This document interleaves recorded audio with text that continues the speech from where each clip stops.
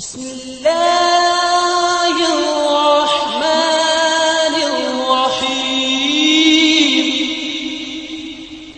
العالمين والصلاة والسلام على سيد الأنبياء والمرسلين وعلى آله الطيبين الطاهرين وعلى من تبعهم بإحسان إلى يوم الدين أما بعد بسم الله الرحمن الرحيم وعن المغيرة بن شعبة رضي الله تعالى عنه أنه غزا مع رسول الله صلى الله تعالى عليه وسلم غزوة تبوک.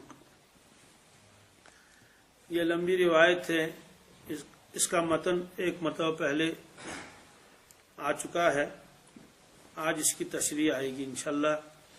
یہ حضرت مغیرہ ابن شعبہ رضی اللہ تعالیٰ عنہ بہت جلیل القدر صحابی ہیں. یہ واقعہ نقل فرماتے ہیں کہ غزوہ تبوک میں رسول اللہ صلی اللہ علیہ وسلم کے ساتھ تھا، یعنی اور بھی حضرات تھے اور میں بھی تھا. تو ایک دن فجر سے پہلے رسول اللہ صلی اللہ علیہ وسلم دور تشریف لے گئے حاجت بشری کے لیے. فتبرز رسول اللہ صلی اللہ تعالی علیہ وسلم قبل الغائب، تشریف لے گئے. فجر سے پہلے کا واقعہ ہے. فحملت معه اداوة، تو میں آپ کے ساتھ گیا اور میں نے ایک پانی کا برتن ساتھ لے لیا. اداوتن سے مراد پانی کا برتن، وہ لکڑی، وہ اس کا مٹی کا بھی ہو سکتا ہے، اور عام طور سے یہ حضرات جو ہے وہ مشکیزیں لیتے تھے چھوٹے چھوٹے. بہرحال میں ایک برتن لے کر گیا، چھاگل لے کر گیا فجر سے پہلے. فلما رجع، جب آپ واپس تشریف لائے، یعنی دور تک میں بھی گیا، اس کے بعد آپ آگے تشریف لے گئے. جب آپ واپس تشریف لائے اور آپ نے وضو بنانا شروع کر لیا، فلما رجع اخذت احریق علی یدیہ من الاداوۃ، تو وہ جو برتن میرے ساتھ تھا، تو میں نے اس برتن سے حضرت کے اوپر جو ہے وہ دست مبارک اور پانی ڈالنا شروع کر دیا اور آپ نے وضو بنانا شروع کر دیا. تو میں پانی ڈالتا رہا علی یدیہ، فغسل یدیہ ووجہہ، آپ نے دست مبارک دھو لیے، اس کے بعد چہرہ مبارک دھو لیا. کلی کا تذکرہ اور مسواک کا تذکرہ اور ناک میں پانی چڑھانے کا تذکرہ راوی نے چھوڑ دیا، کیونکہ راوی کو اصل میں آگے الگ بات بتانی تھی، اس لیے انہوں نے تفصیلات وضو کی نہیں بتا دی کہ آپ نے 3 مرتبہ دست مبارک کو صاف کر لیا، پھر آپ نے کلی فرمائی، پھر آپ نے مسواک کیا، پھر مسواک، یہ سب تفصیلات انہوں نے نہیں بتائی، کیونکہ اصل دوسرا مسئلہ ان کو بتانا تھا. فرماتے ہیں کہ آپ نے چہرے مبارک دھو لیا، تو وعلیہ جبۃ من صوف، کہ حضرت کے اوپر اس وقت ایک اونی جبہ تھا، آپ اونی جبہ پہنے ہوئے تھے. تو جب آپ نے چہرے مبارک دھو لیا، اس کے بعد آپ اپنے دست مبارک دھونے کا ارادہ کیا. ذهب يحسر عن ذراعه فضاق کم الجبۃ، آپ نے پھر اس کے آستین کو چڑھانا شروع کر دیا تاکہ اس کے آستین آگے چڑھ لیں، لیکن وہ تنگ ہو گیا، آپ آستین پوری چڑھا نہیں سکے. تو جب دیکھا کہ آستین پوری نہیں چڑھ رہی ہے، تو پھر آپ نے کیا کیا، آپ نے اپنے دست مبارک کو اس کے آستین سے نکال لیا، ایسے نکال لیا. چونکہ جبہ جو ہے سامنے تو وہ کٹا ہوا ہے، علیحدہ ہے، ہمارے فیرن کی طرح تو ہے ہی نہیں، بلکہ وہ سامنے سے نیچے تک کٹا ہوا ہے. بعض مرتبہ اس میں بٹن لگے رہتے تھے نیچے تک، بعض مرتبہ اور چیزیں ہوتی تھی، اور کبھی کبھار ایسے ہی رسی بھی رہتی تھی اس میں، جس سے وہ کیا ہوتا تھا، بند ہوتا تھا. تو جبہ مبارک آپ پہنے ہوئے تھے، جب دیکھا کہ اس کے جو ہے وہ آستین اوپر کو چڑھ نہیں رہے ہیں، تو آپ نے نکال لیے دونوں دست مبارک، اور جبے کو یوں نکال کے اپنے کندھے مبارک پر یوں ڈال دیا، یعنی رہا تو وہی کندھوں پر ہی، کندھے مبارک پر ہی رہا، تو انہیں باہر نکال کے الگ کو نہیں رکھ دیا، بس وہیں رکھ دیا. پھر وہ اپنے دست مبارک ادھر سے اندر سے نکال لیے. تو اس کے بعد آپ نے اپنے دونوں دست مبارک کو دھو لیا.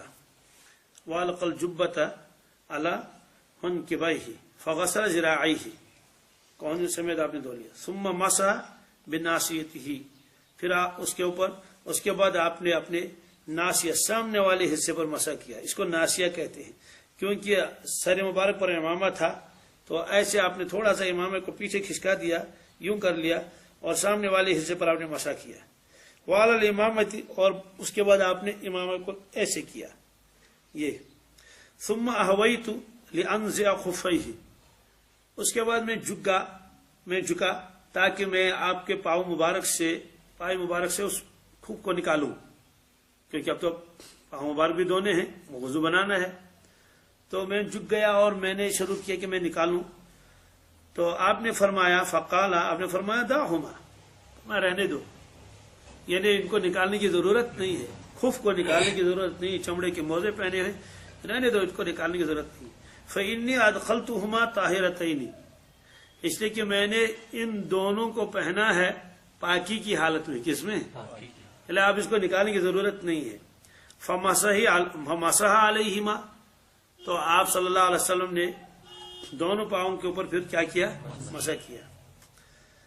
ثم رکبا، پھر آپ سوار ہوئے، اور رکبت، اور میں بھی سوار ہوا۔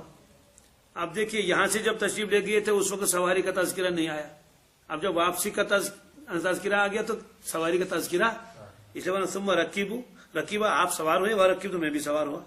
فانتہینا الی القوم، چلتے چلتے ہم قافلے کے پاس پہنچ گئے، تو وقت قاموا الی الصلاۃ، وہ نماز کے لیے کھڑے ہو چکے تھے۔ سوال انتظار کیوں نہیں کیا، کھڑے کیوں ہو گئے تھے؟ جب رسول اللہ صلی اللہ علیہ وسلم مدینہ طیبہ میں ہوتے تھے تو مسجد نبوی میں صحابہ کرام آتے تھے، سنت وغیرہ جو بھی ہو، نفل کا جو موقع ہو، پڑھنے کے بعد انتظار میں رہتے تھے۔ کوئی آج کی طرح گھڑی نہیں تھی کہ بھائی جو ہے اتنے بجے جو ہے نماز ہوگی، ایسا نہیں، بلکہ آپ تشریف لاتے تھے نا، اس وقت جماعت کھڑی ہوتی تھی۔ تو کبھی کبھی عشاء کی نماز بہت دیر سے پڑھتے تھے، ایک مرتبہ عشاء میں آپ تشریف ہی نہیں لائے، یہاں تک کہ صحابہ کرام کو نیند آنے لگی، کیونکہ تھکے ہوئے تھے، نیند آنے لگی یوں، تو اب کسی کی ہمت بھی نہیں ہے کہ حضرت کو عرض کریں حضرت نماز پڑھا دیجئے۔ تو حضرت عمر فاروق رضی اللہ تعالیٰ عنہ تشریف لے گئے دولت خانے کے دروازے پر، اور عرض کیا نامت النساء والصبیان، یا رسول اللہ صلی اللہ علیہ وسلم، یہ بچے بھی سو گئے، چھوٹے چھوٹے تھے، 8 سال 10 سال وہی اس والے، اور عورتیں بھی سونے لگی، یعنی مطلب یہ کہ تو نماز کب ہوگی؟ آپ اس کے بعد تشریف لائے اور نماز پڑھائی۔ پھر آپ نے فرمایا اس وقت پوری کائنات میں، پورے زمین پر آپ کے علاوہ کوئی بھی اللہ کے گھر میں نہیں ہے عبادت کے لیے۔ اس کا مطلب تو یہ ہے کہ جہاں جہاں اسلام ہے ہی نہیں تو وہاں نماز کا تصور بھی نہیں۔ لیکن جو قبیلے آپ کے آس پاس ہیں، فلاں قبیلہ بنی سلمہ ہے، یہ سارے لوگ، وہ تو عشاء کی نماز پڑھ کے واپس گھروں میں گئے ہوں گے، لیکن آپ ابھی تک انتظار میں ہیں۔ پھر آپ نے فرمایا کہ میرا جی چاہتا ہے کہ ہمیشہ عشاء کی نماز اسی وقت پڑھایا کروں، لولا ان اشق علی امتی، لیکن مجھے اس میں اپنے امت کے اوپر مشقت کا اندیشہ ہے، ورنہ جی تو یہی چاہتا ہے کہ رات کے ایک حصہ گزر جائے، رات کے کل 3 حصے کر لیں، تو پہلے والا جو ایک حصہ گزر جائے گا، تیسرا والا حصہ اس میں نماز پڑھا دوں۔ تو بہرحال آپ دیر سے تشریف لائے، تو وہاں کوئی وقت نہیں تھا، اسی لیے کبھی کبھی ایسا ہوتا تھا کہ ایک شخص جو ہے کھانا سامنے لایا اور ادھر سے اقامت ہو گئی، کیا ہو گئی؟ اقامت ہو گئی، نماز کھڑی ہو گئی۔ آپ نے فرمایا کہ کھانا کھا لو، نماز بعد میں پڑھ لینا۔ جب تک آدمی کو وہ سارا ماحول ذہنوں میں نہ ہو، وہ حدیث پاک کا مطلب سمجھے گا ہی نہیں۔ اب روایت تو صاف ہے کہ کھانا کھا لو، نماز پر جماعت پڑھنے کی ضرورت، لیکن مسئلہ یہ ہے 1:30 بجے جماعت ہے آج مسجد میں، گھڑیاں لگی ہوئی ہیں، ہر انسان کے پاس وقت معلوم ہے، یہ بھی معلوم ہے کہ 1:15 بجے 1 بجے مثلا اذان ہوتی ہے، مجھے وضو میں اتنا وقت لگتا ہے، تو کون سا عقل مند ایسا ہوگا کہ وہ 1:25 پر کھانا سامنے لائے اور کہے گا جناب حدیث پاک میں تو پہلے اپنی ضرورت پوری کر لو پھر نماز پڑھ لو، یا ایسے عشاء کا وقت متعین ہے، تو کون شخص ایسا ہوگا جو عشاء کے وقت جو ہے وہ کہے گا کہ جناب اسی وقت، مثلا مسجد میں 8:30 بجے عشاء کی نماز ہے، فرض کر لیجئے، یا 8:45 بجے ہے، تو وہ اسی وقت کھانا لائے گا؟ کہنے کا جنہیں روایت میں ہے کہ جب کھانا سامنے آ جائے تو کھایا کرو۔ تو اس کو یہ دیکھنا ہے، اصل وجہ یہ ہے کہ صحابہ کرام جب مسجد میں جاتے تھے یہ فیصلہ ہی نہیں کر پاتے تھے کہ نماز فوراً ہوگی یا تھوڑی دیر کے بعد ہوگی، اس لیے کہ اللہ کے نبی صلی اللہ علیہ وسلم جب تشریف لائیں گے تبھی تو نماز پڑھائیں گے، تو اس میں آدمی فیصلہ نہیں کر پاتا تھا۔ اب ایک آدمی بھوکا ہے، کھانا سامنے لایا، ادھر سے اقامت ہو گئی، آپ نے فرمایا کھانا کھا لو، تمہیں ضرورت ہے کھا لو کھانا۔ تو لیکن آج کیا کرنا ہے، ظاہر سی بات ہے، یا تو آپ ایسے وقت میں کھانا کھا لیجئے، عشاء سے پہلے کھا لیجئے، لیکن آپ ایسا کھا لیجئے تاکہ آپ کو جماعت بھی مل جائے، یا یہ ہے کہ عشاء کے بعد کھا لیجئے۔ تو اس کا مطلب تو یہ نہیں ہے کہ جناب جو ہے وہ عین نماز کے موقع پر ہم کھانا کھانا شروع کر دیں، اور اگر کوئی کہے جناب آپ نے نماز کیوں چھوڑ دی، جماعت کیوں چھوڑ دی، وہ کہے گا جناب روایت میں تو ہے میرے سامنے گھر والے اسی وقت کھانا لائے۔ نہیں، ہم کو تو ایسا نظام بنانا چاہیے اپنے کھانے کا وغیرہ کا، اگر بھوک ہے تو نماز سے پہلے کھا لیں تاکہ کھانا بھی کھا سکیں اور جماعت بھی مل جائے، اور اگر بھوک کا ایسا تقاضا نہیں ہے تو نماز پڑھ لیں گے، اطمینان کے ساتھ نماز ہو گئی، جماعت ہو گئی، اس کے بعد کھانا کھا لیں گے۔ تو آج تو بالکل جو ہے وہ اس طرح کی بات نہیں ہے۔ تو ایسا ہی یہاں ہوا۔ سفر میں کیا ہوتا تھا؟ سفر میں یہ اندازہ نہیں ہوتا تھا کہ اللہ کے نبی صلی اللہ علیہ وسلم کا انتظار کرنا ہے یا نہیں کرنا ہے۔ کیوں؟ اس لیے قافلے بڑے ہیں، تو آپ جب نہیں تشریف لائے، تھوڑی دیر ہو گئی، تو صحابہ کرام نے آپس میں مشورہ کر لیا کہ نماز تو پڑھنی چاہیے۔ نماز تو اس لیے نہیں کہ دیر ہو رہی ہے، نہیں، ابھی تو وقت تھا، اس لیے کہ شاید اللہ کے نبی صلی اللہ علیہ وسلم وہی نماز پڑھیں گے، کیونکہ اور بھی صحابہ بھی تھے، تو ہم یہاں ایک جماعت کر لیں گے، حضرت نے تو وہاں جماعت کر لی ہوگی۔ تو جب دیر ہو گئی، آپ تشریف نہیں لائے، اس لیے صحابہ کرام کھڑے ہو گئے اور جماعت پڑھ لی۔ تو یہ حضرت مغیرہ بن شعبہ یہی فرماتے ہیں کہ جب ہم قافلے کے پاس پہنچے، جہاں ایک جگہ تھی نماز کی اور بہت سارے لوگ تھے وہاں، تو وقت قاموا الی الصلاۃ، وہ تو نماز کے لیے کھڑے ہو گئے تھے۔ کھڑے ہو گئے کیا تھا؟ بلکہ ایک رکعت پڑھ چکے تھے۔ وَيُصَلِّي بِهِمْ عبد الرحمن بن عوف، اور امامت کر رہے تھے اس وقت حضرت عبد الرحمن بن عوف رضی اللہ تعالیٰ عنہ۔ سب لوگ جانتے ہیں یہ عشر مبشرہ میں سے ہیں۔ عشر مبشرہ ان صحابہ کو کہتے ہیں جن کو اللہ کے نبی صلی اللہ علیہ وسلم نے ایک موقع کے اوپر ایک ساتھ 10 اشخاص کو جنت کی بشارت دے دی۔ اس میں خلفائے راشدین ہیں 4، اور اس کے بعد حضرت سعد ہیں، حضرت سعید ہیں، حضرت طلحہ ہیں، حضرت زبیر ہیں، عبد الرحمن بن عوف ہیں، اور وہ ابن جراح ہیں۔ اس کا مطلب یہ نہیں یہی 10 صحابی جنتی ہیں، صحابہ تو سارے ہی جنتی ہیں۔ اس کا مطلب یہ بھی نہیں اس کے علاوہ اور کسی کو بشارت نہیں دی، نہیں۔ آپ نے فرمایا حسن اور حسین جنتی کے سردار ہیں، تو جنت کی بشارت ہوگی نہیں ہوگی؟ آپ نے فرمایا حضرت فاطمہ رضی اللہ تعالیٰ عنہ جنت کے خواتین کی کیا ہیں؟ سردار ہیں، تو مجھے بتائیے بشارت ہوگی نہیں ہوئی؟ تو اس کا مطلب نہیں صرف 10 کے بارے میں نہیں، ایک خاص موقع پر آپ نے ان 10 افراد کو گنایا ہے، اس وجہ سے ان کا ایک ساتھ تذکرہ کیا جاتا ہے، ورنہ اس کے علاوہ آپ نے کتنے حضرات کا تذکرہ کیا ہے کہ جنتی ہونے کا۔ تو یہ عبد الرحمن بن عوف امامت کرا رہے تھے۔ وقد رکع بہم رکعۃ، آپ ایک رکعت پڑھا چکی تھی، ایک رکعت۔ اس کا مطلب تو یہ ہے آپ دوسری رکعت کے لیے آپ کھڑے ہو گئے تھے، یا دوسری رکعت پر ایک رکعت ہو چکی تھی۔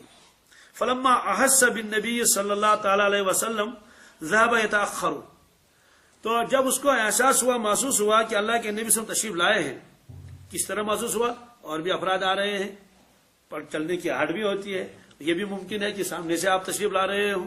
میں چونکہ کھلا میدان تھا، تو میدان میں تو اتنی بات تو محسوس ہوئی، تو آپ نے پیچھے ہٹنا شروع کر دیا، نے ارادہ کیا کہ پیچھے ہٹ لوں، تو اللہ کے نبی صلی اللہ علیہ وسلم نے اشارہ کیا ایسے، انہیں فرمایا کہ نماز پڑھاتے رہو، نماز، پیچھے ہٹنے کی ضرورت نہیں۔ سوال پیچھے کیوں ہٹنا شروع کیا تھا انہوں نے؟ اس لیے کہ اللہ کے نبی صلی اللہ علیہ وسلم تشریف لائے، اب تو حضرت ہی نماز پڑھائیں گے، کہ میری کیا مجال ہے میں نماز پڑھا لوں۔ تو آج یہ حکم نہیں ہے کہ امام نے نماز شروع کر لی ہے، اصل امام نہیں آیا تھا، آپ نے اور کسی کو آگے بڑھا دیا، اب وہ نماز شروع کر لیا تھا تو اصل امام آ گیا تو آپ اس کو پیچھے کر دیں گے، نماز توڑ دو، ایسا نہیں۔ بلکہ صحابہ یہی سمجھے کہ نماز تو حضرت ہی پڑھائیں گے، تو ہم کیا پڑھیں گے، اور جو ہے امتی کے پیچھے کیا نماز پڑھیں گے نبی کریم صلی اللہ علیہ وسلم۔ بہرحال کیا کیا ذہن میں ہو، آپ نے پیچھے ہٹنا شروع کر دیا، ذرا سا اشارہ آپ نے فرمایا نہیں رہنے دو۔ فاوما الیہ فادرک النبی صلی اللہ تعالی علیہ وسلم احدى رکعتین معه، اللہ کے نبی صلی اللہ علیہ وسلم کو ایک رکعت ان کے ساتھ مل گئی۔ فلما سلم، آواتیات میں انتظار میں ہے تب تک، جب حضرت عبد الرحمن ابن عوف نے سلام پھیلے نماز کا، السلام علیکم ورحمۃ اللہ، السلام علیکم ورحمۃ اللہ، قام النبی صلی اللہ علیہ وسلم، کھڑے ہو گئے رسول اللہ صلی اللہ علیہ وسلم، اب سلام پھیر دیا کیونکہ ایک رکعت چھوٹ گئی ہے نا۔ وقمت معه، میں بھی کھڑا ہو گیا۔ فرکعنا الرکعۃ التي سبقتنا، تو اس کے بعد جو ہے ہم نے وہ رکعت پوری کر لی۔ رواہ مسلم، یہ واقعہ مسلم شریف میں ہے۔ تو اس روایت میں بہت سارے مسائل ہیں، مثلا یہ بھی ہے کہ غیر نبی بھی امامت کر سکتا ہے، اور اس طرح سے اگر افضل پیچھے ہو اور مفضول آگے ہو، شاگرد امامت کر لے اور اس کا استاد پیچھے ہو جو اس کے مقابلے میں علم میں زیادہ ہو، تقوی میں زیادہ ہو، بزرگی میں زیادہ ہو، یا ایسے ہی کہ باپ پیچھے ہے تو بیٹا آگے ہے. مطلب تو یہ ہے کہ اگر افضل پیچھے ہے تو اس کے مقابلے میں وہ دوسرا جو مفضول ہے وہ آگے بڑھ جائے گا تو نماز تو ہو جاتی ہے. اس کا مطلب نہیں کہ ہر وقت ہی جو ہے وہ امام ایسا ہو کہ اس جیسا کوئی ہو ہی نہیں. یہ تو الگ مسئلہ ہے کہ امامت کی شرائط یہ ہیں کہ امام جو ہو متقی ہو، پرہیزگار ہو، وہ تو ہے ہی، لیکن اس کے علاوہ بھی کہ اگر چھوٹا آگے بڑھ جائے تو جو بڑا ہو اس کے وہ پیچھے اقتدا کر سکتا ہے. بہت سارے مسائل نکالے ہیں اور اس طرح سے یہ ہے. تو لیکن اصل مسئلہ جو یہاں ہے جو باب کے ساتھ تعلق رکھتا ہے وہ یہ ہے کہ میں نے جھکنا شروع کر دیا تاکہ میں خف نکالوں. آپ نے فرمایا چھوڑ دو، میں نے خف کو پہنا ہے طہارت کی حالت میں. کس میں؟ طہارت کی حالت میں اس کو خف کو پہنا ہے. گویا کہ اب مجھ کو پاؤں دھونے کی ضرورت نہیں ہے.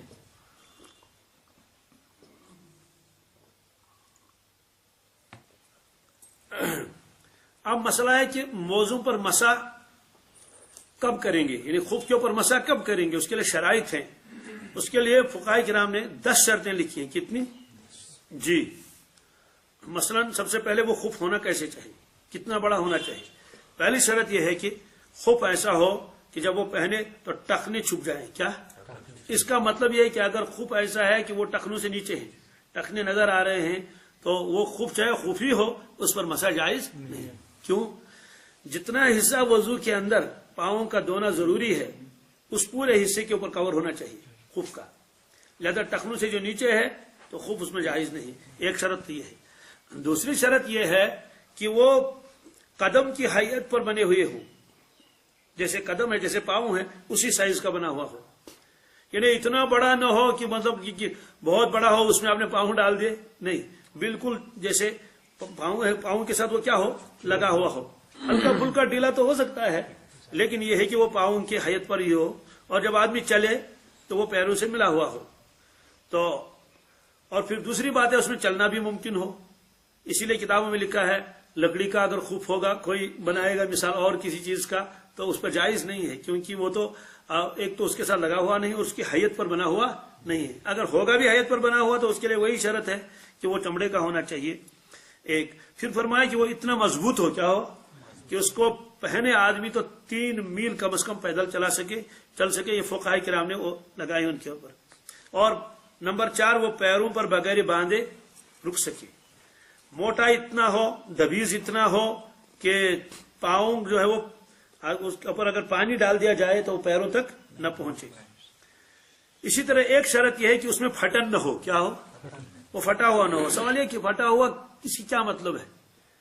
اس کا مطلب تو یہ ہے کہ خف پہنا ہوا ہے آدمی، اب اس کے اندر جو ہے وہ پھٹن ہے. کتنی پھٹن ہونی چاہیے؟ اگر معمولی پھٹن ہے، پاؤں کی جو چھوٹی انگلی ہے پاؤں کی، اس کے بقدر کہیں پھٹا ہوا، اتنا سا سوراخ ہے، اتنا سا، بس وہ جو معنی نہیں ہے اس کی چل جائے گا. لیکن اگر 3 انگلیوں کے برابر ہے، کتنی؟ 3 انگلیوں کے برابر ہے، چھوٹی چھوٹی پاؤں کی 3 انگلیاں ہیں، یہ ایک یہ 2، اتنا سوراخ ہے اس میں، تو اس کا مطلب تو یہ ہے کہ اب اس پر مسح جائز نہیں ہے. دائیں پیر کا الگ حکم ہے، بائیں پیر کا الگ حکم ہے. اگر اس میں بھی 1.5 انگلی کے برابر ہے، اس میں بھی 1.5 انگلی کے برابر ہے، 3 انگلیاں تو ہو گئی فرماتے ہیں. لیکن چونکہ یہ پیر الگ ہے، یہ پیر دونوں پیروں کا الگ حکم ہے، تو 3 انگلیوں کے برابر اگر اس میں پھٹن ہے، وہ پھٹ گیا ہے، تب اس پر مسح جائز نہیں ہے. اب سوال یہ ہے کہ کبھی کبھی وہ صرف سلائی اٹھتی ہے، کیا پھٹا ہوا تو اس طرح سے نہیں ہے لیکن سلائی اٹھی یہاں سے یہاں تک. تو اگر آدمی چل رہا ہے تو چلنے میں بالکل اتنا حصہ نظر آ رہا ہے پاؤں کا جس کے اندر کیا ہوں، جس کی وہ 3 انگلیوں کے بقدر، لیکن یہ ہاتھ کی انگلیاں نہیں، پاؤں کی سب سے چھوٹی انگلی، پاؤں کی سب سے اتنی بقدر. اس کا مطلب تو ہے کہ اب اس کو پر مسح جائز نہیں ہے. اب اس کو آسانی کے لیے سمجھانے کے لیے یہ بتایا جاتا ہے بھائی جب اگر کہیں پھٹن ہو تو یہ 3 انگلیاں اس میں داخل کر لو. کیا کر لو؟ اگر 2 انگلیاں اس میں داخل ہوتی ہیں، بس تیسری اس میں داخل ہی نہیں ہو پاتی ہے، معلوم ہوا کہ اتنی پھٹن تو زیادہ پھٹن نہیں، چل جائے گا. اور اگر اتنا یہاں سے لے کر یہاں تک آپ نے ہاتھ داخل کر لیا، اتنی پھٹن ہے، تو ظاہر سی بات ہے چلے گا جب آدمی چلتے ہوئے تو پاؤں کا کچھ نہ کچھ حصہ تو نظر آ ہی جائے گا. تو بہرحال ایک شرط تو یہ بھی لگائی ہے. پھر ایک اور شرط ہے کہ جب آدمی پہنے، آج کل بہت سارے حضرات یہ خوب پہنتے ہیں لیکن مسئلہ معلوم نہیں ہے. خوف پہننے کے باوجود بھی ان کی نماز ہی نہیں ہوتی. کیوں؟ انہوں نے بس یہ یاد رکھا ہے کہ بس خوف پہن لو. خوف کے لیے شرط ہے کہ وہ پہلے آدمی وہ باطہارت ہو. کیا ہو؟ باوضو ہو. باوضو ہونے کے بعد وہ کیا کر لے؟ خوف پہنے. بس خوف پہن لیا، اب اس کے اوپر مسح کرتا رہے گا. اور وقت کب سے شروع ہو جائے گا وہ میں بھی بتاتا ہوں، لیکن اس کے لیے دو شکلیں ہیں. ایک شکل تو یہ ہے کہ کامل وضو کرے. کیا کرے؟ بس کامل وضو کر لیا. کامل وضو کرنے کے بعد اسی وقت خوف پہننا کوئی ضروری نہیں ہے. گھنٹے بعد پہن لے، 2 گھنٹے بعد، لیکن وضو نہ ٹوٹا ہو. کیا؟ مثلا آپ نے فجر کے وقت وضو بنا لیا، پاؤں دھو لیے، اس کے بعد آپ نماز پڑھائی، آپ نے نماز پڑھ لی آپ نے فجر کی، اس کے بعد آپ واپس گھر گئے. گھر جانے کے بعد پھر آپ نے خوب پہن لیا. بالکل جائز ہے. کیوں؟ اس لیے کہ آپ تو باوضو ہیں. خلاصہ یہ ہے کہ باوضو ہونا ضروری ہے. کیا؟ تو فوراً وضو کر کے اسی وقت پہننا ضروری نہیں ہے. دونوں مسئلوں میں فرق ہے نا. بعض حضرات کے ذہن میں یہ ہوتا ہے ادھر وضو بنا لیا اور ادھر خوب پہن لیا. یہ کوئی حکم نہیں ہے، بلکہ بس باوضو ہونا چاہیے. پھر چاہے آدھا گھنٹے کے بعد آپ موزہ پہن لے، 1 گھنٹے کے بعد پہن لے، 2 گھنٹے کے بعد نہیں، بس لفظ باوضو ہونا چاہیے. کامل وضو. کامل ایک تو یہ ہے. ایک اور آسانی اس میں ہے. کیا؟ ایک آسانی یہ ہے اگر کوئی شخص کامل وضو اس کے پاس نہیں ہے، وضو کامل نہیں کیا، صرف پاؤں دھو لیے. کیا جی؟ مثلا ایک آدمی جو ہے اس نے پاؤں دھو کے رکھ لیے، پاؤں دھو لیے، دھونے کے بعد اس نے خوب پہن لیے، لیکن باقی وضو تو اس نے کیا نہیں. اب سوال ہے کہ اگر وہ باقی وضو کر لے گا، مسجد میں گیا وضو کرنے کے لیے اور کہیں وضو کرنے کے لیے گیا، آدھے گھنٹے کے بعد وضو کر رہا ہے، 10 منٹ کے بعد وضو کر رہا ہے، 2 گھنٹے کے بعد وضو کر رہا ہے، سوال ہے کہ اب وہ جو وضو بنا لے گا تو اب وہ مسح کر سکتا نہیں کر سکتا؟ اس کے لیے شرط ہے کہ جب اس نے پاؤں دھو لیے ہوں اور اس کے بعد خوب پہنا ہو، اس کے بعد سے لے کر جب تک وہ وضو نہ بنائے گا کامل، اس درمیان میں وضو کو توڑنے والی کوئی چیز اس کو پیش نہ آئی ہو. مثلا ایک آدمی نے صرف پاؤں دھو لیے، باوضو نہیں ہے، پاؤں دھو لیا اچھی طرح سے، خوب پہن لیا، اب اس کا ارادہ ہے کہ میں آگے جا کے وضو بنا لوں گا. اس درمیان میں اس کا ریح خارج ہو گیا، اس درمیان میں اس کو الٹی آ گئی، اس درمیان میں کوئی پیپ نکل گیا کہیں سے. اب جب وضو بنا لے گا اس سے کہا جائے گا کہ نہیں، اب آپ خوب پر مسح نہیں کر سکتے. کیوں؟ اس لیے کہ جب آپ نے خوب پر خوب پاؤں دھو لیے تھے اور خوب پہنا تھا، آپ کامل وضو نہیں کیا تھا. کامل وضو تو کامل وضو آپ کر لیتے، اس درمیان میں وضو کو توڑنے والی کوئی چیز پیش نہ آتی تب اجازت تھی، ورنہ نہیں. خلاصہ یہ نکلا کہ اول تو یا تو یہ ہے کہ کامل وضو ہو. کیا ہو؟ اب تو مسئلہ ہی نہیں. لیکن اگر کسی نے صرف پاؤں دھوئے ہوئے ہوں، اس کو یہ دھیان رکھنا ہے پاؤں دھونے کے بعد جب میں نے خوب پہنا اس سے لے کر وضو بنانے تک کامل وضو جب میں بناؤں تو مجھے درمیان میں کوئی وضو کو توڑنے والی چیز پیش نہ آئی ہو. تو بہرحال لیکن ہم لوگ ظاہر سی بات ہے جب بھی ہم وضو بنا لیتے ہیں تو کامل ہی بناتے ہیں. چلیے وہی مان لیجیے کامل وضو. کامل وضو کے بعد ہم نے کیا کر لیا؟ خوب پہن لیا. اب خوب پہن لیا تو روایت پہلے آئی کہ جو آدمی گھر میں ہو، مقیم ہو، تو اس کے لیے جو ہے 24 گھنٹے ہیں. کیا؟ 24 گھنٹے تک مسح کر لے گا. مسح کا طریقہ کیا ہے وہ بھی میں بتاتا ہوں. جو مسافر ہو اس کے لیے کیا ہے؟ اس کے لیے یہ ہے کہ وہ 3 دن اور 3 راتیں 72 گھنٹے. اور ٹائم کب سے شروع ہو جائے گا؟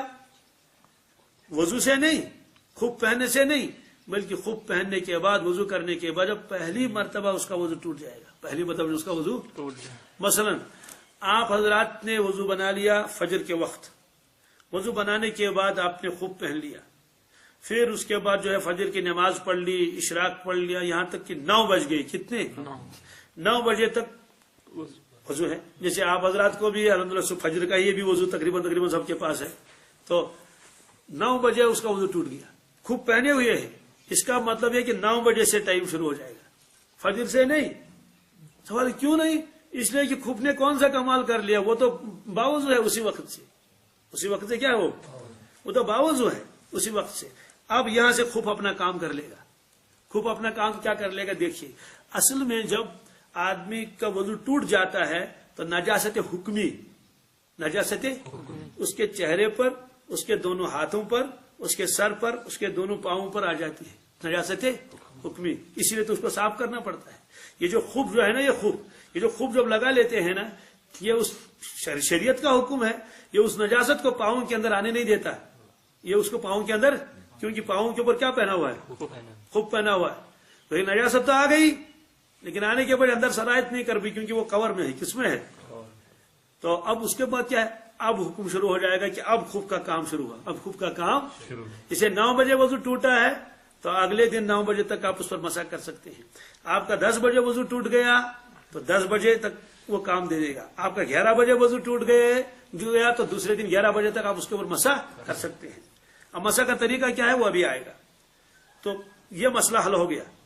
इसमें बाज़ हज़रात क्या कर लेते हैं, वो जिस वक्त खूब पहनते हैं तो उसी वक्त से वो घंटे शुरू कर लेते हैं, 24 घंटे। हालांकि ऐसा हुक्म नहीं है। अच्छा, अगर कोई मुसाफिर है, आप दिल्ली गए हैं, आप जम्मू गए हैं या और कहीं गए हैं, हज में गए हैं, तो एहराम की हालत में तो खूब नहीं पहन सकता आदमी। एहराम के अलावा में तो जाहिर सी बात है खूब पहन सकता है सर्दियों में। वहां क्या वक्त है, वहां यही है 72 घंटे। कितने? 72 घंटे आपने खूब पहन लिया, 72 घंटों तक आप उसको क्या कर सकते हैं, मसा कर सकते हैं। ये है। तो इसी तरह से तहारत कामिला पर पहना हुआ हो। अगर किसी ने तयम्मुम किया है, क्या है, तयम्मुम भी तो है, तयम्मुम किया है, तो तयम्मुम के ऊपर कोई आदमी खूब पहनना चाहे फिर उस पर मसा करेगा, उसकी इजाजत नहीं है, उसकी इजाजत नहीं। अच्छा, अगर अल्लाह ताला बचाए किसी का पैर कटा हुआ हो, सामने वाला हिस्सा है नहीं, फुकाहा किराम ने लिखा है कि सामने वाले कम से कम 3 उंगलियों के बकदर क्या पाँव मौजूद होना चाहिए, तब वो आदमी खूब पहन सकता है। इसे दुनिया में ऐसी बहुत सारी चीजें। फुकाहा किराम के भी मसला लिखते हैं तो अक्ल हैरान हो जाती है, फुकाहा किराम ने यह मसला क्यों लिखा, यह मसला क्यों लिखा। फुकाहा किराम को इससे बहस ही नहीं है, यह मसला पेश आएगा या नहीं आएगा वो मसला लिखेंगे। मसलन किताबों में लिखा है कि अगर कोई एतिकाफ में हो तो एतिकाफ किन किन चीजों से उसका टूट जाता है। उसमें लिखा है अगर कोई जालिम उसको जबरदस्ती मस्जिद से निकाले। क्या निकाले? पहले जमाने में तो ये समझ में ही नहीं आ रहा था, जालिम कैसे निकालेगा मस्जिद से। समझ में आता था जालिम क्या कड़स मशीन में, लेकिन फुकाहा किराम ने मसला लिखा था। आज हम लोगों को यह मसला समझने में कोई दुश्वारी नहीं है। आप मुझे बताइए, जब क्रैकडाउन होता है तो क्या मस्जिद में से उनको एहतिकाफ वालों को नहीं निकाला जाता? आप उससे कहें मैं एहतिकाफ हो वो क्या होता है, वो तो निकालेगा। अब पता चलता है कि हाँ, फुकाहा किराम की नजर कितनी क्या है, दूर है। अल्लाह अकबर, मसला लिख दिया। अगर कोई जालिम किसी को जबरदस्ती मस्जिद से निकाले तो अब उसका वो एहतिकाफ टूटा या नहीं टूटा उसका क्या करना है। हालांकि मुमकिन है उस जमाने में इसकी तो नौबत भी ना आई हो, लेकिन आगे जाकर नौबत आ गई। अब सबों के पैर तो बराबर नहीं होंगे। जो मैंने भी देखा बहुत सारे लोगों को, अल्लाह ताला हिफाजत फरमाए, पैर कटे हुए हैं। इसलिए फुकाहा किराम ने लगा दिया कि कम से कम पैर का इतना हिस्सा मौजूद होना जरूरी है कि सामने वाले तरफ को, एड़ी तो बहरहाल होगी, सामने वाले को कम से कम 3 उंगल के बकदर पाँव का मौजूद होना जरूरी है, तब जाके उस पर वो कर लेगा। तो अब सवाल है कि मसा कैसे करेंगे उसके ऊपर। यह मसला बहुत समझना है, इसमें बड़ी गलती होती है। क्या? एक है कि एक आदमी का पाँव मसलन अल्लाह बचाए उसका टूट गया है पाँव, कोर्शुस फ्यूरमुत। अब उसने पाँव के ऊपर क्या प्लास्टर चढ़ाया है, क्या प्लास्टर चढ़ाया उसके ऊपर, पाँव के ऊपर प्लास्टर चढ़ाया हुआ है। अब जब वो वजू बना लेगा, अब पाँव के ऊपर क्या करेगा, मसा करेगा। उस वक्त पूरे पाँव के ऊपर हाथ फेरना जरूरी है। इस मसले को समझना है। उस वक्त क्या करना है, पूरे पाँव के ऊपर क्या करना है, हाथ फेरना जरूरी है। क्यों? इसे क्यों, तो मसा है। असल तो पाँव धोना था, लेकिन चूंकि वो प्लास्टर चढ़ा हुआ है या ऐसे बंडेज किया हुआ है, तो जिस जिस हिस्से पर पूरे पाँव, तो नीचे तलवे पर भी हाथ फेरना पड़ेगा और दाईं तरफ भी, बाईं तरफ भी, ऊपर की सब पूरे में। यह है जब जबीरा उसको कहते हैं अरबी में, जब ऊपर से प्लास्टर चढ़ा हुआ हो और इसी तरह से और बंडेज लगा हुआ हो तो उसका हुक्म अलग है। लेकिन खूब पहना हुआ हो, अब मसा करना है तो आदमी तलवों पर भी मसा कर लेगा, दाईं तरफ भी मसा करेगा, बाईं तरफ भी मसा करेगा, पूरे को घेर लेगा। ये हुक्म नहीं है। ये हुक्म जी, ये हुक्म तो है पट्टी वट्टी बंधी हुई है। जैसे किसी के हाथ पर पट्टी बंधी हुई है तो पट्टी के ऊपर क्या करना पड़ेगा, मसा करना पड़ेगा, पूरे उस हिस्से में जहां जहां तक पट्टी बंधी हुई है। खुफ का यह हुक्म नहीं है। खुफ के लिए क्या हुक्म है? खुफ के लिए हुक्म यह है कि इसमें फर्ज और सुन्नत है कि कितने हिस्से का मसा करना फर्ज है। 3 उंगलियों के बकदर, क्या हाथ की जो 3 उंगलियां हैं, ये 3 उंगलियां हैं, ये बस اتنا جس کا ایریا ہے تو یہ. اب آپ پاؤں کے اوپر ایسے رکھیں گے, صرف رکھے, گیلی انگلیاں یوں رکھ لی, مسا ہو گیا. اور اگر آپ یوں رکھیں گے چوڑائی میں, یہ تو لمبائی ہوئی نا, پاؤں یوں ہے, آپ نے یوں رکھ دیا, یہاں 3 انگلیاں, مسا ہو گیا. اگر یوں رکھ لیا تب بھی مسا ہو گیا. یہ ہے فرض, یہ ہے. اور سنت کیا ہے؟ سنت یہ ہے کہ آپ اپنے ہاتھ کو پھیلائے یوں اور پاؤں کے اوپر رکھے. کیا رکھے؟ ہاتھ گیلا ہے نا, پاؤں کے اوپر رکھ لیا, انگلیوں کے اوپر. کس کے اوپر؟ اور کھینچا اس کو الس ساق, الس پنڈلی تک. بس سنت ادا ہوگی. کیا؟ صرف یوں رکھا, یہ فرض ہے. اور یہاں انگلیوں کے اوپر انگلیاں رکھ دیا آپ نے, یہ پاؤں مان لیجئے, اور یوں کھینچا. کہاں تک؟ ادھر ساق کے معنی آتے ہیں جہاں تک وہ خوب پہنا ہوا ہے. ظاہر سی بات ہے وہ ٹکنوں سے تو اوپر ذرا سا تو ہوتا ہی ہے, یوں کھینچ لیا. اب اس کو دائیں طرف یوں کرنے کی, بائیں طرف یوں کرنے کی, اور نیچے تلوے کو یوں کرنے کی یہ ضرورت نہیں ہے. کیوں؟ وہ پٹی کا حکم الگ ہے اور خف کا حکم الگ ہے. تو خف میں یہ سنت ہے, بس ہوگی سنت ادا. اور یوں رکھیں گے تو فرض ادا ہو گئے, یوں رکھیں گے فرض ادا ہو گئے. تو 3 انگلیوں کے بقدر مسح کرنا یہ فرض ہے, اور یہاں انگلیوں سے لے کر اوپر تک کھینچنا یہ کیا ہے؟ سنت ہے. اس سے معلوم ہوا کہ پاؤں کو ہاتھ پھیرنا ضروری بالکل نہیں ہے, بھی غلابی سنت ہو جائے گا. تو یہ ہے خف کا مسئلہ, اور پٹی کا مسئلہ الگ ہے. اس میں تو یہ آ گیا. اب اس روایت میں ایک چیز یہ بھی آ گئی تھی کہ حضرت مغیرہ بن شعبہ فرماتے ہیں رضی اللہ تعالیٰ عنہ کہ رسول اللہ صلی اللہ علیہ وسلم نے سامنے والے حصے پر تو مسح فرمایا, اور پھر امامہ شریف پر بھی مسح فرمایا. کس پر؟ روایت آئی نا.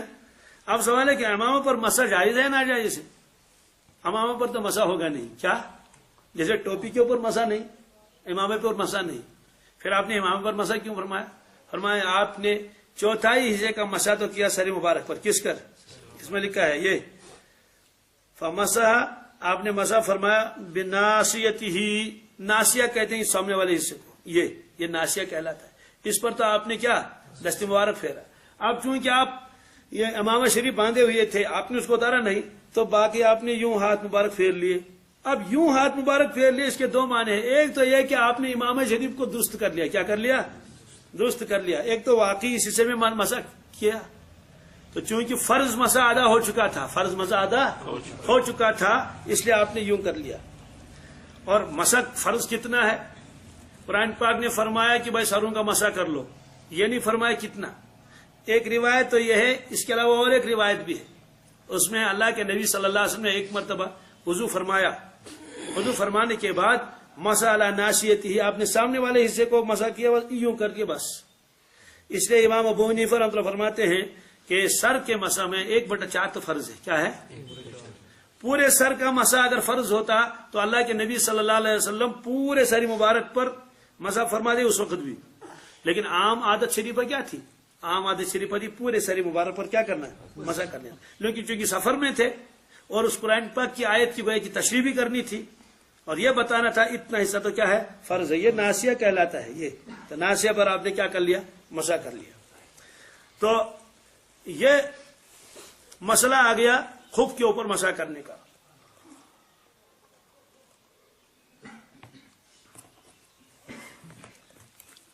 اس کے اوپر مزید بھی مسائل ہیں, اس میں بہت اہم ہے, وہ بھی آ جائیں اس میں تو انشاءاللہ مسئلہ واضح ہو جائے گا. وہ کیا ہے؟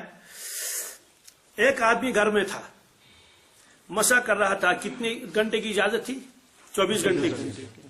24 گھنٹے کی. مثال کے طور پر آج فجر کے وقت جو ہے آپ نے مسح کیا, لیکن آج 5 بجے آپ کو سفر میں جانا پڑا, گئے آپ دلی وغیرہ گئے. سوال یہ ہے کہ آپ کتنے دنوں تک اب مسح کریں گے؟ اب مقیم والا مسئلہ وہ ہو جائے گا آپ کے اوپر لاگو یا مسافر والا. حالانکہ آپ نے جس وقت مسح کیا تھا اس وقت آپ مقیم تھے, وہی آپ کے ذہن میں تھا. اب سفر شروع ہو گیا, ابھی مدت پوری نہیں ہوئی تھی, کہتے ہیں کہ اب 72 گھنٹے تک کی اجازت ہے. کیا ہے؟ کیوں؟ آپ اس کے اوپر احکامات لگیں گے کس کے؟ مسافر. اچھا اگر اس کا الٹا ہوا, آپ دہلی میں تھے, آپ کسی کام کسی وجہ سے گئے تھے وہاں, اور آپ 3 دن تک کو اجازت تھی مسح کرنے کی, اور 2 دن ہو چکے تھے, 2 دن ہو چکے تھے, اور آپ وہاں سے یہاں پہنچ گئے, سوال یہ ہے کہ اب احکامات لگیں گے مقیم کے. اب یہ دیکھا جائے گا 24 گھنٹے ہوئے یا نہیں. نے کہا جناب 24 گھنٹے تو زیادہ ہوئے, 35 گھنٹے ہوئے. ہاں اب تو پاؤں خوب نکالنا پڑے گا, پاؤں دھونے پڑے گی پاؤں. لیکن اگر اسی دن آپ نے مسا کیا, مثلا فجر کے بعد آپ نے اس پہ جو خوب پہنا اور اسی دن آپ کی فلائٹ تھی اور آپ 4 بجے یہاں پہنچے. اب سوال ہے کہ آپ 4 بجے یہاں پہنچے تو کیا کریں گے؟ خوب نکالیں گے. کہتے ہیں کتنے گھنٹے ہوئے؟ کہتے ہیں بس کم از کم 10-12 گھنٹے ہوئے ہوں گے. کہتے ہیں آپ 24 گھنٹے پورے کر سکتے ہیں, 24 گھنٹے آپ پورے کر سکتے ہیں. تو پہلے مقیم تھا, مسافر بن گیا تو وہی احکامات لگیں گے, اور مسافر تھا مقیم بن گیا تو وہی احکامات لگ جائیں گے. اسی طرح سے نمازوں کا حکم ہے. وہ تو نماز کا مسئلہ آگے آئے گا, وہ تو ضمن آ گیا کہ ایک آدمی جو ہے وہ سفر میں اس کی نماز قضا ہو گئی. کس میں؟ سفر میں تھا, موقع نہیں ملا, ظہر کی نماز عصر کی نماز چلی گئی. اب وہ رات کو اپنا گھر پہنچ گئے. اپنے گھر پہنچنے کے بعد اب وہ پوچھتا ہے کہ جناب ظہر کی نماز بھی تو میری رہ گئی, عصر کی بھی نماز رہ گئی, اب میں گھر پہنچ گیا تو میں 4 پڑھوں یا 2 پڑھ لوں, عصر کروں یا پوری کروں؟ اس کا جواب یہ ہے کہ سفر میں آپ تھے اور اس وقت آپ کے اوپر نماز 2 ہی فرض تھی اور وہ 2 قضا ہو گئی, 2 ہی پڑھنی پڑے گی, 2 ہی. تو ظہر کی نماز بھی وہ 2 پڑھ لے گا اور عصر کی نماز بھی وہ 2 رکعت پڑھ لے گا, کیونکہ وہ فرض 2 ہی ہو گئی تھی. اچھا اس کا الٹا اگر ہو جائے, مثلا ظہر کی نماز آپ نے اتفاق نہیں پڑھی کسی وجہ سے, آپ گھر میں تھے ظہر اور عصر, اس کے بعد سفر میں چلے گئے, جموں پہنچ گئے, دیکھا ٹائم تو بہت ہے. اب آپ پوچھتے ہیں کہ جناب جو میں کل ظہر اور عصر کی نماز مجھے گھر میں قضا ہو گئی تھی, اب میں یہاں مقیم اس میں آ گیا ہوں, جموں میں آ گیا ہوں, موقع میرے پاس بہت ہے, تو میں وہ نماز اب یہاں پڑھنا چاہتا ہوں قضا, تو میں 2 پڑھوں یا 4؟ اس کا جواب ہے 4 پڑھنی پڑے گی. کیا 4؟ کیوں 4 پڑھنی پڑے گی؟ اس لیے کہ وہ تو گھر کی نماز پڑھ رہا ہے وہاں. تو اس طرح سے سفر کے اندر جاتا ہے تو حالات وہی اس کے اوپر لاگو ہو جاتے ہیں, اور مقیم آگے ہوئی جو جس طرح سے فرض ہوگا ہو. اور یہ جو مسا والا مسئلہ ہے یہ تو بھی چل ہی رہا ہے, یہ تو بھی ہاں یہ ایسا ہے جیسے مثال کے طور پر ظہر کا وقت ہو گیا, آپ دلی کے ایئرپورٹ پر تھے, 12:30 بج گئے تھے. اگر آپ وہاں نماز پڑھنا چاہتے تو کتنی نماز پڑھ لیتے آپ؟ 2 رکعت. کیا اس کے بعد جو ہے 1 بجے فلائٹ تھی, آپ جو ہے 2:30 بجے آپ گھر پہنچ گئے. کتنے بجے؟ 2:30 بجے. ظہر کا وقت ابھی باقی ہے, ظہر کا وقت ابھی شروع وقت ہوا تھا کہاں؟ ایئرپورٹ پر دلی میں, اور آپ نے نماز اس وقت نہیں پڑھی, یہاں تک آپ گھر پہنچ گئے, نماز تو ابھی قضا نہیں ہوئی, ابھی وقت ہے. تو جب آپ یہاں پہنچیں گے تو 4 پڑھنی پڑے گی. کیا پڑھنی پڑے گی؟ 4 اس لیے پڑھنی پڑے گی کہ آپ تو مقیم ہو گئے اور نماز کا وقت بھی باقی ہے. لیکن اگر نماز کا وقت ختم ہو چکا ہے تب یہ حکم ہے کہ آپ کیا کر لیں, آپ 2 ہی رکعتیں پڑھ لیں. اسی طرح سے خف کا مسئلہ ہے, چونکہ ابھی ٹائم چل رہا ہے, ابھی ٹائم 24 گھنٹے پورے نہیں ہوئے ہیں, 24 گھنٹے ابھی اس میں کم ہے. آپ کرتے رہیے, جو ہی 24 گھنٹے ختم ہو گئے بس نکال دو, اگرچہ اس نے ابتدا وہاں سے کی تھی. اب آگے مسئلہ آئے گا کہ خف کے اوپر مسا کرتے ہیں تو وہ ٹوٹتا کیسے؟ ٹوٹتا جی وہ ان تمام چیزوں سے ٹوٹتا ہے جن سے وضو ٹوٹتا ہے, جن سے وضو ٹوٹ گیا آپ کا, اس کا مطلب مسا بھی ٹوٹ گیا. جب آپ نیا وضو بنائیں گے تو نیا مسا کر لیں گے. اس کے علاوہ بہت ساری چیزیں ہیں, وہ اس کا بیان آگے آئے گا انشاءاللہ تفصیل کے ساتھ. لیکن اس میں ایک اہم چیز ہے جو ہم کو آج بھی پیش آ سکتی ہے, وہ یہ ہے کہ جب وقت ختم ہو جائے. کیا مثلا آپ کو معلوم ہے کہ آج 4 بجے میرا جو ہے وہ خف کے اوپر جو ٹائم پورا ہو جائے گا. کتنے بجے؟ 4 بجے. اور نماز مثلا 4:30. آپ باوضو ہیں, بالکل آپ باوضو ہیں, جو ہی 4:30 بج گئے, کیا اس کا مطلب تو یہ ہوا خف کے اوپر جو آپ مسا کر رہے تھے اس کی مدت ختم. اگر آپ نماز میں تو توڑنی پڑے گی, اس لیے کہ اب کیا کرنا ہے, خف نکالنا ہے, پاؤں دھونے, صرف پاؤں دھونے ہے کہ سارا وضو لوٹانا ہے؟ صرف پاؤں دھونے, صرف کیونکہ آپ تو باوضو ہیں, آپ باوضو ہیں. صرف وقت کس کا ختم ہوا؟ وقت ختم ہوا صرف خف کا. وہ ہے کہ اس کو وہ کرنا ہے, جیسے رینیو کرتے ہیں نا کسی چیز کو, تو بس آپ اس کو رینیو کر لیجئے, پاؤں کو دھو لیجئے اور خف پہن لیا اوپر سے. تو یہ ہے. لیکن اگر کوئی سارا ہی وضو لوٹا لے, کتابوں میں لکھا کہتے ہیں افضل ہے, کیا ہے واہ واہ, لیکن لازم نہیں ہے. تو بہرحال اس کے اندر اور بھی کچھ چیزیں آ جائیں گی کہ کسی نے اچانک ایک پاؤں نکالا یا کسی کے ایک پاؤں کے اندر پانی آ گیا تو کیا کیا حکم ہے, اس کا بیان انشاءاللہ آگے آئے گا. پھر یہ پورا مسئلہ جو ہے واضح ہو جائے گا. اللهم صل على سيدنا محمد وعلى ال سيدنا محمد وبارك وسلم عليه. اللهم احسن عاقبتنا في الامور كلها واجرنا من خزي الدنيا وعذاب الاخره. ربنا آتنا في الدنيا حسنه وفي الاخره حسنه وقنا عذاب النار. یا اللہ اپنے فضل کرم سے ہم سب کے گناہ معاف فرما دیجیے، ہمارے حال پر رحم فرما، ہمارے اہل و عیال پر رحم فرما، پوری امت پر رحم فرما. یا اللہ ہماری ضرورتوں کو پورا فرما، اپنے غضب اور اپنے قہر سے ہماری حفاظت فرما. یا اللہ مصیبتوں سے ہم کو بچا لیجیے، ہم بہت کمزور بندے ہیں، آپ کے آزمائش کے لائق نہیں ہیں. یا اللہ آزمائشوں سے ہماری حفاظت فرما، بغیر آزمائشوں کے ہم کو اپنا قرب نصیب فرما، ہماری ضرورتوں کو پورا فرما، ہمارے قرضوں کو ادا فرما، ہمارے بیماروں کو شفا دے، صحت دے. یا اللہ مخلوق کے شر سے ہم کو بچا لیجیے، جنات اور جادوگروں کے شر سے بچا لیجیے. یا اللہ امن و امان نصیب فرما، دل کا چین و سکون ہمیں نصیب فرما. یا اللہ غربت کو دور فرما دیجیے، فقر و فاقوں سے ہمیں بچا لیجیے، پوری امت پر رحم فرما، اسلام کا بول بالا ہو. یا اللہ دین کا خوب چرچا ہو، سنتوں کی ترویج ہو. یا اللہ اے پروردگار ہمارے حال پر اور پوری امت کے حال پر رحم فرما. بہت سے لوگ دعا کے لیے کہتے ہیں، ان کی ضرورتوں کو پورا فرما، ان کے مشکلات کو آسان کر دے. بہت سے لوگ مقدمات میں پھنسے ہوئے ہیں، یا اللہ ان کو رہائی نصیب فرما. یا اللہ ہماری دعاؤں کو محض اپنے فضل و کرم سے اور رسول اللہ صلی اللہ علیہ وسلم کے طفیل میں قبول فرما. صلی اللہ علیہ سیدنا محمد وعلی آلہ وصحبہ اجمعین.